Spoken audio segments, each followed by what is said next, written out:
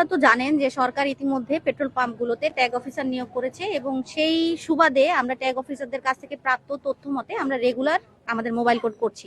সেই mobile code পরিচালনার একটা অংশ হিসেবে আজকে আমরা পবা উপজেলায় এসেছিলাম। পবা উপজেলায় এসে আমরা রেগুলার যে মনিটরিংটা সেটা করা শুরু করার পরে আমরা ওনাদের মধ্যে বেশ কিছু অনিয়ম পেয়েছি।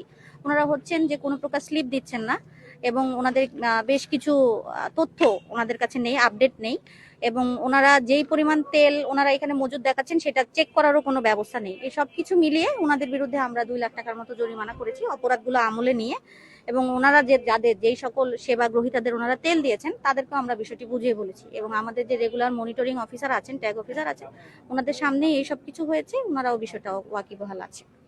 মনিটরিং এবং ওনাদের তেল দেওয়ার ক্ষেত্রে ব্যাপক বিশৃঙ্খলা দেখা গিয়েছে। ওনারা কোনো প্রকার প্রত্যয়ন ছাড়াই তেল দিচ্ছে এবং ওনারা কোনো প্রকার রিসিট, যেটা আমরা বলি যে ভোক্তাদের কাছে একটা রিসিট থাকবে, সেই রিসিটটা ওনারা দেখাতে পারেননি আমাদেরকে।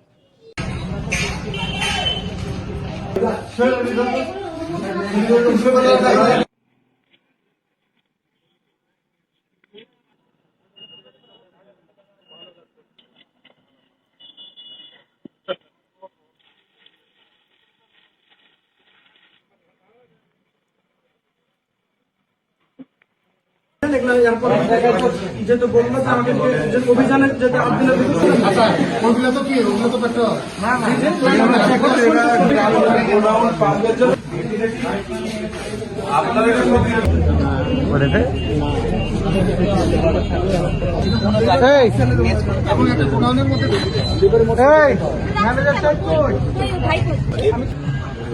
পেট্রোল জাল কিসের জন্য যাকে ইসে ভরা তোমার